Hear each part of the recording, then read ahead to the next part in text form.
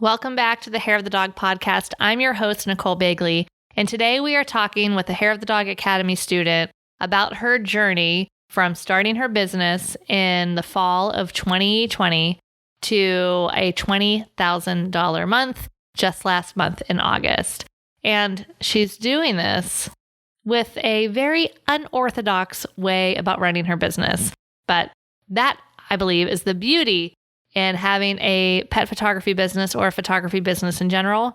There are no rules. We can set up our business for however we want it to run in a way that suits our life and our lifestyle and our goals. And there really is no right or wrong answer. Yeah, of course, there are some best practices, but you can take just about any way that you want to run your business and make it work for you. And Marie is doing just that. Stay tuned. Welcome to the Hair of the Dog podcast. If you're a pet photographer ready to make more money and start living a life by your design, you've come to the right place. And now, your host, pet photographer, travel addict, chocolate martini connoisseur, Nicole Begley. Hey everybody, it's Nicole from the Hair of the Dog Academy. Welcome back to the Hair of the Dog podcast. Super excited for my conversation today. It is one of our students from the Hair of the Dog Academy who had a very, very exciting August. We'll get to those details in a second. But Marie Wulfram Marie, oh my gosh. I'm like, I'm going to not mess up your name. I get tongue-tied. Marie Wulfram from Marie Wulfram Photography. Wulfram. Anyway, Marie, welcome to the Hair of the Dog podcast.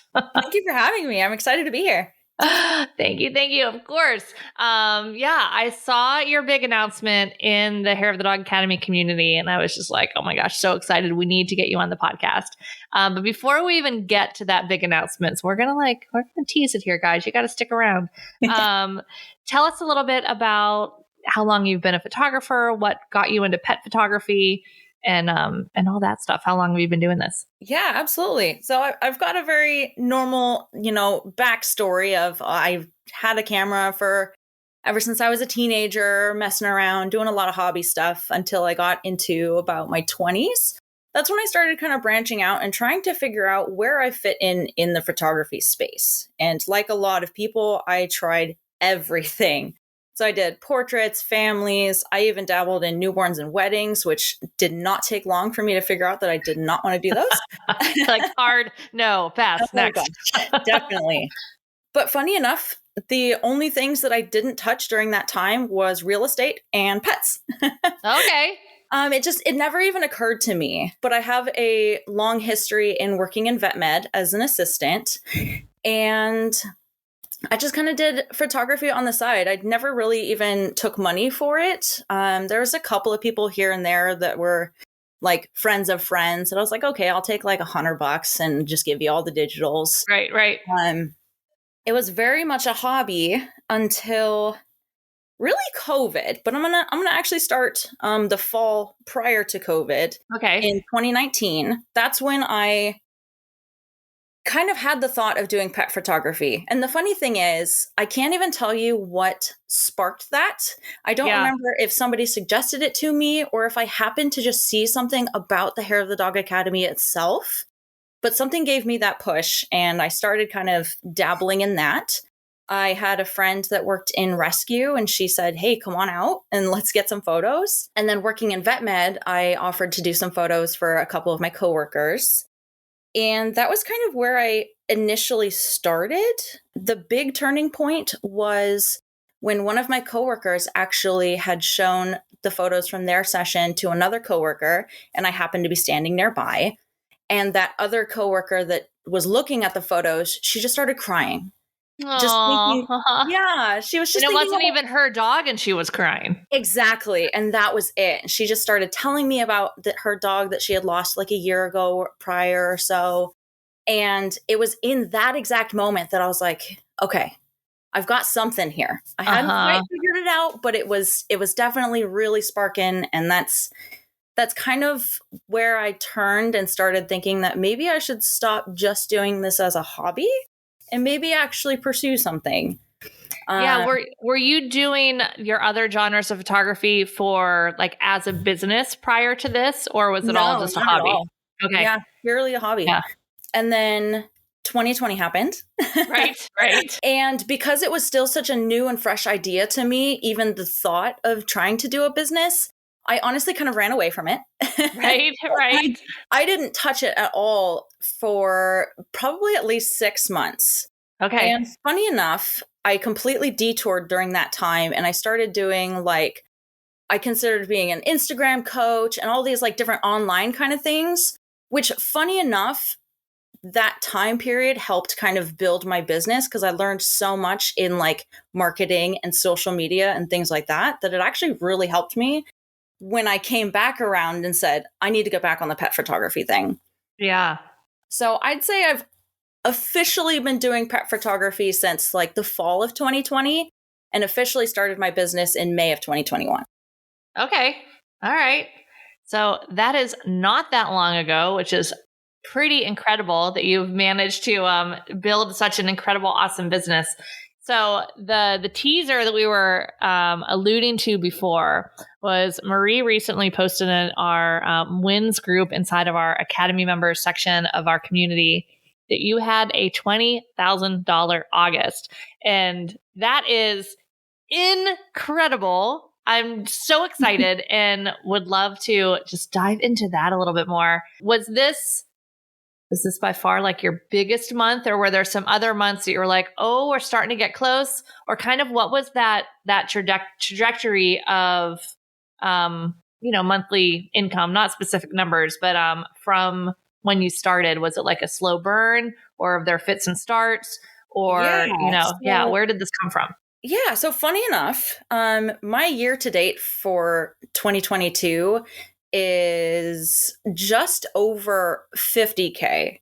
Okay. So if you're taking into account August, like that's almost 50% of my income for the year. So there was definitely no ramp up at all. It kind of just happened out of nowhere. I think I might have crossed a 10K month once, but it would have only been barely. So this is completely new territory for me. But it was also a crazy month as far as how busy I was. I typically try to stay at or below 8 sessions a month. And I think for last month, for August, I did around 14. Okay. There was a lot of end of life sessions that started happening. I don't know if you or your listeners might be aware of the Tilly Project, but they just I've not heard of this.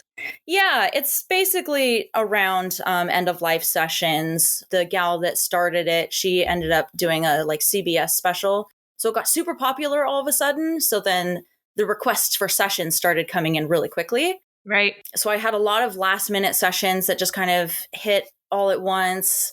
And I am absolutely a people pleaser, and I have a really hard time saying no. I understand. At one point I even asked my husband, I was like, can you tell me no so that I can tell other people no? Because I'm exhausted. Yes. I think that's one of the hardest things as we're building our business is that, we're like, okay, we need clients. And then the clients start coming. And then all of a sudden you're like moving things around and squeezing them in all these little spots in your calendar. You're like, yeah, I've got time for that. Meanwhile, you don't, and you definitely don't have time for the editing and all the other processes that go along with it. And you're shooting yourself in the foot. So what I did that actually helped, I still found myself during certain times squeezing in too much because it's really hard, right? You're going from a business, like you said, that you had like almost half your year's income in 1 month. So you're like,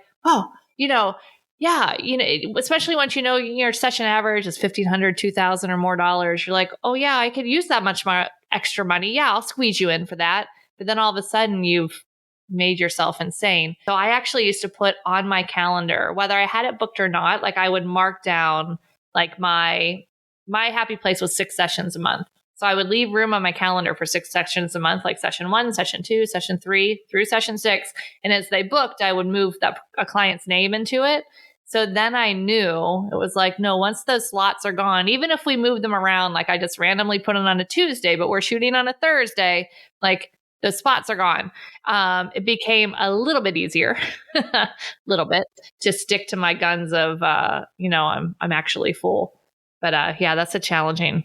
It is, because I actually do exactly the same. That's how I can plan out my year in advance. But yeah, when you get those last minute sessions, or I also had a lot of reschedules, oddly enough, for Washington because of heat. I'm not used to rescheduling for heat, but I had a few of those too. So with the last minute sessions and the reschedules, plus the sessions that I already had scheduled, it was a very packed month. Gotcha. So how are people starting to find you, whether they're reschedules or, newer clients or end of life? What was kind of the catalyst that helped all these people find you this year, do you think? It's mostly Google and Instagram. Okay. For the end of life, it's been through that Tilly project. But funny enough, most of my sessions for this year, I was actually testing something new.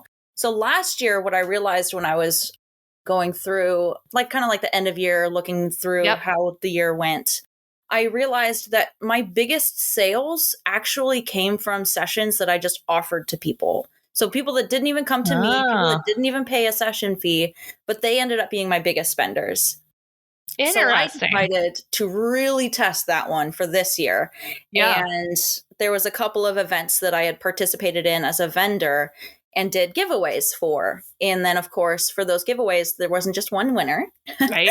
I ended up booking my calendar from, I think, 2 or 3 events that I just started giving away to a bunch of the people that entered that I thought would be good fits.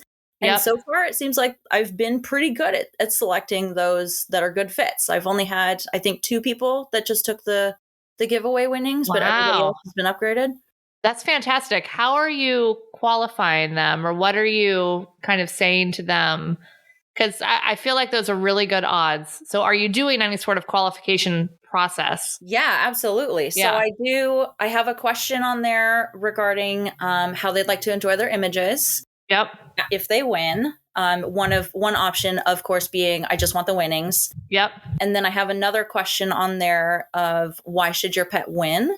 So the people that just say, oh, because he's really cute, usually I don't give it to them. Nice.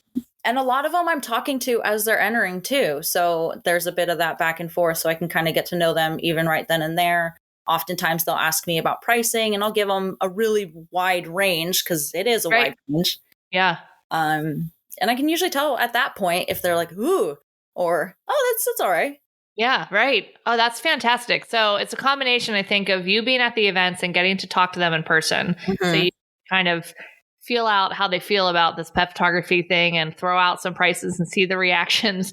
That's huge. And I do love those qualifying questions. I've always done that on any sort of forums with how do you plan to enjoy your artwork? And that tells you a lot sometimes, just that one single question. Oh my gosh. Okay. That's super exciting. So you go to the events, they enter, you scope them out, you offer them a session. Are you doing that via calling them on the phone? Are you sending an email? What's that process look like? It's all online. I actually don't do phone calls in my business. I myself am autistic and my son is autistic. So the combination of the two doesn't really account for a great time to set up for calls and stuff. Funny enough, for this call, I'm actually over at my mom's house using her office. So I don't do phone calls in my business. It's all through email and text. For these competitions, mostly it's automated. I use Dubsado, and I try to automate as much of my business as possible, honestly. Yeah. So it's all automated. When they enter, it starts one workflow. If I choose them as a winner, I start another one, and it just kind of goes from there. There is a deposit that I ask of people, and so far nobody's really had an issue with that. Perfect. Is the deposit something like, to save room on my calendar? Are they able to get a refund of that deposit after the session, or is it, and then it goes to products if they prefer? Yeah, it's just a $50 deposit that they can, I either refund it if they just want the winnings or apply it to their order, which most of the time it's not. Yeah. Nice. And then tell us about your just general overview of kind of your pricing or your products. Are you a product-based photographer? Are you doing prints, files? Kind of what are you offering people? So I mostly do products. I do have a couple of people that will do just digitals, but they are priced so that I don't mind if they do. Right, exactly. And I generally focus on albums and wall art, though I have noticed that lately, at least, people will build a collection out of my smaller, more affordable items, which is okay to me because even then it's usually getting at least over that $1,000 mark. So I don't really mind. Yeah. And they're smaller products. So ultimately it's a lower cost of goods for me. Right. Yeah. I tend to look at my products too. And those smaller ones, try to mark up sometimes a little bit more. So they're a smaller cost of goods sold than 25%. So maybe they're 20% or 15 or even 10% if possible. So that way those smaller things can be a little bit more profitable. Yeah. And the big stuff. And they're easier to sell too. Right. Because they're not so scary looking. Right. Like, here's your 40 by 60 canvas for your wall. What? So you do your session. How are you selling? Are you doing galleries? Are you doing in person or live like Zoom? What does that look like? I do in person at their home. Okay. So that's also part of why I get so busy is I'm trying to do, session and then in person. But I really don't mind. I like having that in-person connection. I've even had people say that that by itself has been a great experience and they don't think that it would be as good otherwise. And I even at one recently, I showed them, I pre-designed albums and then I handed them an album at their appointment and they straight looked at me and they were like, we weren't going to get one of these, but now that I'm holding it, we have to have one of these. That's fantastic. So it was other dogs in the album sample you showed, but you pre-designed one in a software? Yep. Oh, Yep. And once they see it. Yeah. Oftentimes people won't even change the layout. They'll just be like, print that. That's fine. Yep. Oh, that's fantastic. So are you doing all your editing for all your images prior to your sales session? Not full editing. I just do basic color, white balance. I throw on my preset that I've created myself. So it still looks on brand for me. But yeah, leashes and things, distractions, all those things are still there. Special effects. Sometimes I do extra like dramatic lighting and things like that. That's not done until post. Okay. Yeah, me too. I know some people love to do it all prior and no right or wrong. I think the lesson from this podcast is actually going to be you can build your business exactly what works for you because, you'll hear a lot of photography coaches if somebody was like, oh yeah, no, I don't really talk to my clients before the session. They'd be like, what? You have to do phone calls. You have to do in-person consultations. But really, there's not anything we have to do in our business. There are definitely best practices, right? But I think especially now in today's day and age and the ability to have some video or able to connect with people prior to, you're connecting with a lot of these clients in person prior. So it's not like they're cold people coming from the internet all the time that are then not having any interaction with you. Like it's easier to then do that automated interaction since you've already had some in-person interaction. Yeah. And they've already seen everything too at the event. So they're seeing even just the products themselves multiple times. Yeah. All right. I love that. I do love that you do in-person sales too. I am a huge believer. I feel like the inquiry booking process can take a lot of different forms. I am a huge believer in that, some sort of live sales of helping your clients through that process not only benefits them, but also benefits you, just benefits everybody. They get better products that they're going to love even more. They're not overwhelmed and you usually end up selling more, making more money. So it's truly a win-win. Because I've had many clients tell me numerous times that the sales session was their favorite part. And it's kind of mine too. It's so fun to be able to finally show them their images and see their reactions and help them design something beautiful. Yeah. Yeah. Oh my gosh. I love it. All right. That's fantastic. So, what's your September? Do you still have some leftover sales sessions from those August sessions? I don't, thankfully. It's just everything's moving forward along. You could take a breath now. I can, but things are slowing down a bit, which is great. Which saying out loud sounds funny, saying slowing down is great, but especially after August, it definitely is. And it's crazy to me too. And I'm going to be a little vulnerable here for a minute, but so the last day of August, right after that final sales session, and I hit that 20K, that's when I posted that win. Yep. The very next day, I actually ended up on my kitchen floor crying because it was such an overwhelming month. And it was just kind of almost a slap in the face of, I wanted to be super successful. I wanted to make all this money, blah, blah, blah, blah, blah.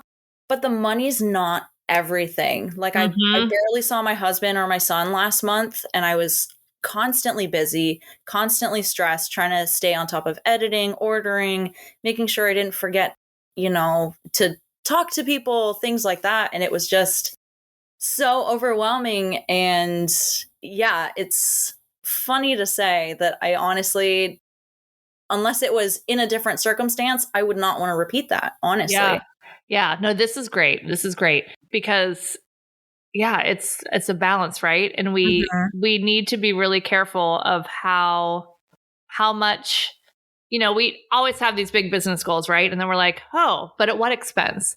So there is the word I'm looking for. I don't know. I think there are ways that you can have both.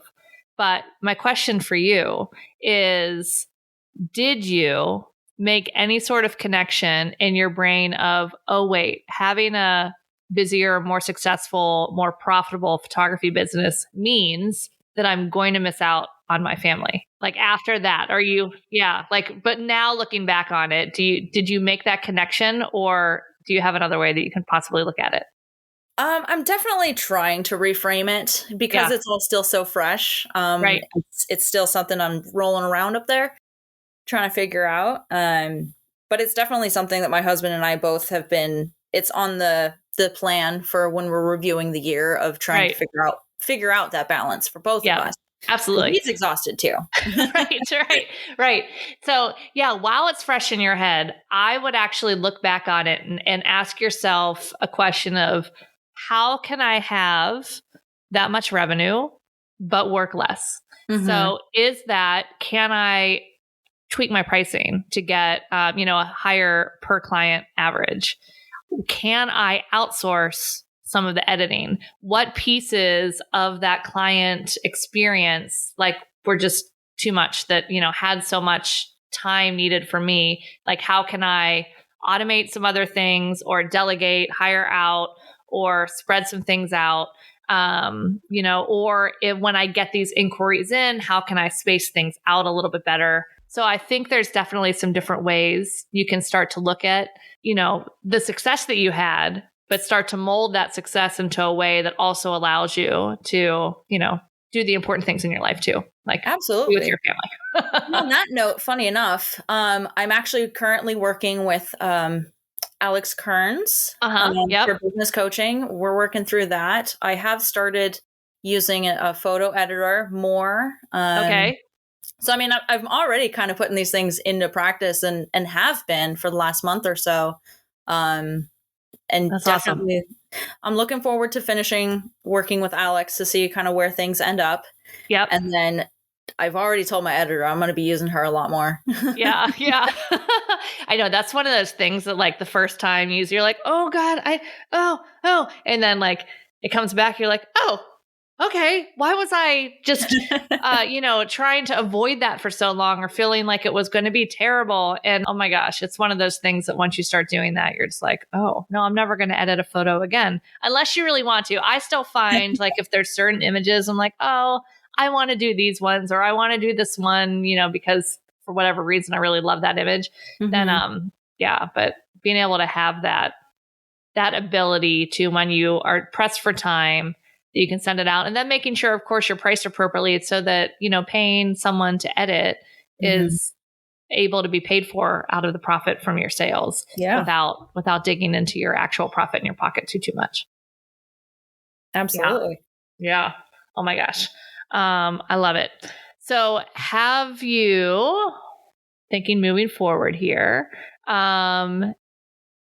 any other lessons that you learned or changes that you're going to implement in your business to help kind of spread things out or make things able to still have that level of success without that level of stress. Mm-hmm. Yeah, I'm sure there's gonna be. I'm lowering the number of intentionally booked sessions per month moving forward. Like I'd prefer to stay around the 4 to 5 mark per month, which would then give me that extra time of if somebody reached out for a last minute session, it's not like I'm squeezing them in. It's let's make it happen. Right. And it gives you extra room for reschedules for weather and that kind of stuff too. And that's it. Especially because funny enough, I don't work after the time change. Yeah. So for, that like 6 months or so, I don't really do very many sessions, if any. So a lot of it is during like the spring and the summer. Right. So, and that's part of it too, is trying to maximize that time so that it's good for the entire year versus having a whole year. Right. Yeah, absolutely. I hear you. Do you still do some like admin stuff in the winter? Do you spend that winter time kind of relooking at your systems and working on all that back end stuff? Absolutely. Like I love the photography and everything, but I also really love the business side of things. Yeah. And I get like I'm super geeky about things like that. So I'm always looking at like my numbers, my stats. I always want to refresh everything. So when I get time to I don't have to worry so much about the clients and the outward face and stuff. And I can just be inward and just do my own thing. I love it. Yeah, me too. Like give me 3 days with nothing on my calendar except a system to create. And I'm like, yes, it's the best day ever. Oh, such a nerd. I want to go back for a minute though and talk about, you mentioned like SEO, Google and the events, and then also social media and mostly Instagram.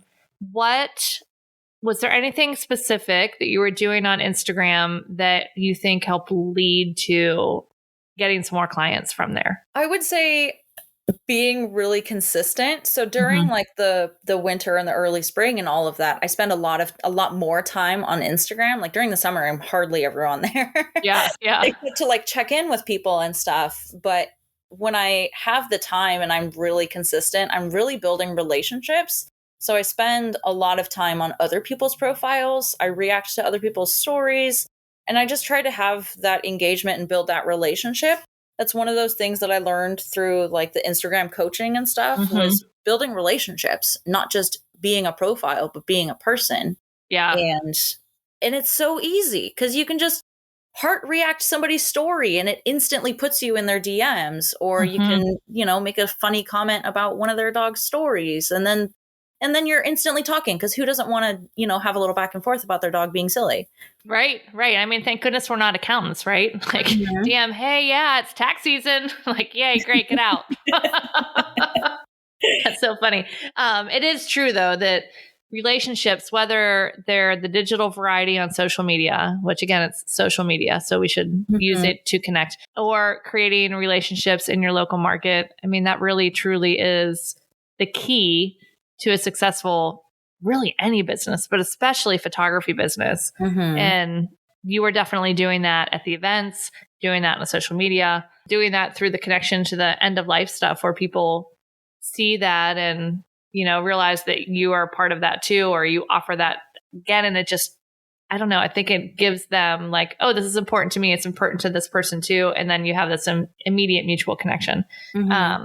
So yeah, relationships are so important. Oh my gosh. All right. So before we wrap up, is there anything else that you want to share for pet photographers out there, or like the pet photographer that you were 6 months ago? The people are there in their business where they're getting it together. They're starting to get out there. They're kind of ebbing and flowing. Yeah. What advice do you have for them? I would say, and this might go against the grain a little bit, but don't focus on the money. I think that was ultimately my biggest downfall, was that I focused so heavily on the money and being able to provide for my family. And if I work really hard, then I'll be successful even faster and I'll make a lot of money. But really, it took away from everything that I was working towards. Like I started this business because I wanted not just financial freedom, but general freedom. And when you focus on the money, you lose that sight of having the freedom.